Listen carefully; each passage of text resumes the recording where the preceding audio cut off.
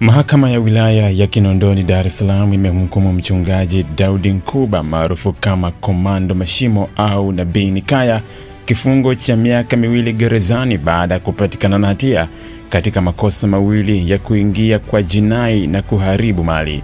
Mshtakiwa alikuwa anakabiliwa na mashtaka matatu, lakini upande wa jamhuri umethibitisha makosa mawili dhidi yake na kushindwa kuthibitisha shtaka la kutishia kwa vurugu.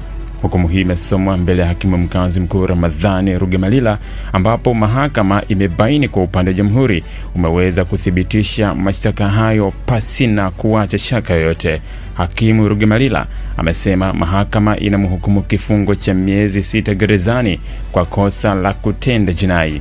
Pia kwa kosa la kuharibu mali, mahakama inakutia hatiani na kukuadhibu kifungo cha miaka 2 gerezani. Aidha, mahakama inakuachia huru kwa shtaka la kutishia kwa vurugu kwa sababu upande wa jamhuri umeshindwa kuthibitisha shtaka hilo dhidi yako.